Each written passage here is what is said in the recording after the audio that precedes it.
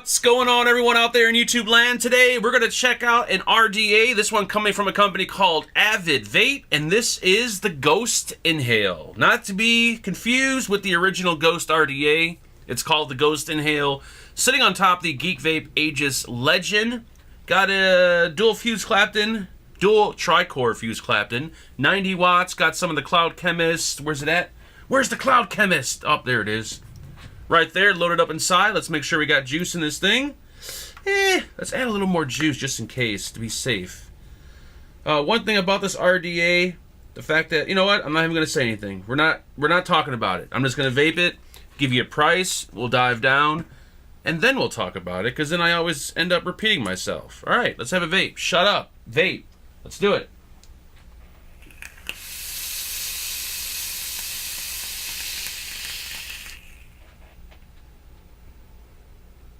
Not bad, not bad at all. The Ghost Inhale sent over directly by AvidVape for the purpose of this review. No idea why I did that. If you are looking to pick one up or check one out after the video, I'll have some links posted in the description. Going price, depending on where you shop, I found it over at Heaven Gifts and over at My Vapor Store. Heaven Gifts asking $33, My Vapor Store asking $24.99. Inside the box, you're going to get the Ghost Inhale RDA that will include 2 drip tips, 510 drip tip adapter, micro screwdriver, a squonking pin, pre-made coils, post screws, O-rings, and a user manual. The Ghost Inhale RDA is available in 3 different colors. This is the black one that we have here. Measures 24 millimeters in diameter at the base. At the top, they will include a acrylic 810 drip tip. You can use all your own 810 drip tips because the O-ring is inside the top cap, and they also include a 510 Delrin drip tip adapter. Whoops, where'd it go? There it is. Pop that in. It does stick out quite a bit. You can use all your own 510 drip tips, or you can use the provided 510 Delrin tip. That does look kind of tall. Now, the top airflow control, this is a 2-piece barrel section that we have here. You'll notice we have some mill work on the top, and it's going to make it a little bit easier to adjust the airflow because of this design we have at the top. Now, this RDA has side airflow and bottom airflow, and things get a little weird when you try to put it into a single coil mode. So it's going to be primarily dual coil only. You can do single coil, but it's kind of strange. I think the company might have, I don't know, screwed up a little bit or something. So side airflow holes, we got 2 on each side. Those measure a little over 2 millimeters each. And then your bottom air slots are going to measure 7 millimeters each. What we're going to do is we're going to screw this down to a device just because it's a little bit easier to adjust the airflow when it's screwed down to a device. So setting up the bottom airflow, all you're going to do is turn the cap, and there we go. 2 bottom air slots wide open. And if you want to have side airflow and bottom airflow, just turn the top right there. And there you go, bottom and side airflow, or you can close off the side airflow. Now this is where things get kind of weird because they have a single side airflow right there. So it's open on one side, closed on the other, but yet the bottom air holes are still open, which kind of makes no sense. They forgot to put maybe a single air hole for the bottom on one side. If you really want to run single coil with side airflow only, your only option is to turn it, close off the bottom airflow, have the holes pointing on the very end, which means you're going to have to mount your coil on the far side of the build deck, which is kind of odd. So once again, I think it's going to be dual coil only with this one. On the bottom, everything is gold plated. We have the Ghost Inhale laser etched. There's going to be your negative screw. There's going to be your gold-plated 510 pin. And they do include a squonk pin if you want to use it on a squonking device. Once again, we have a 2-piece top cap. Machine work, it's not the best. It's not the worst. It's kind of like in the middle. Edges are a little sharp.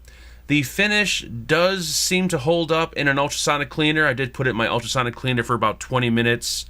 And as you can see, the black is still there. O-rings are decent, not too tight, not too loose. Here's going to be the barrel section. Same applies here. Machine work, and not really all that bad. Now the build deck measures 22 millimeters in diameter, and as you can see, it's an all gold-plated build deck. We have the two-post design at the top, and then we have a clamp system at the bottom. So 2 leads will go into the posts, 2 leads will go into the clamp. We have flathead post screws, and then we have a large flathead style screw in the center, and that's going to adjust the clamp. So the way this works, you're going to put 1 lead into the post hole, and then take your screwdriver, if I can manage to do this, pop it down in the middle, and as you loosen it up, you're going to see that clamping system open up. Slide your other lead in there, and then tighten it down. Clamp closes. We have a large peak block at the bottom, and as long as you don't dry burn your coils at 80 or 100 watts, you're not going to melt the peak. If you're just using it normally at high wattages with juice, or you're pulsing your coils at a low wattage, you will not melt the peak. Bottom airflow, 3 holes on each side, and the juice well in here, fairly deep, 6 millimeters deep, but keep in mind, because of that bottom airflow, this thing will leak very easily. I have actually leaked on it quite a bit, and if you use the squonking pin, the juice will actually squirt out right here in the center, which is kind of nice. And we're not going to do a build on this one because it is kind of easy. I'm just going to show you the build that I've been using personally. If I can actually find the one I have, here it is. Just got a simple build on here, nothing too special. It looks a little dry at the moment. But as you can see there, you want to position your coil right over the bottom air holes. And you want to make sure it's high enough to where it's not touching the bottom, but also in front of the side airflow.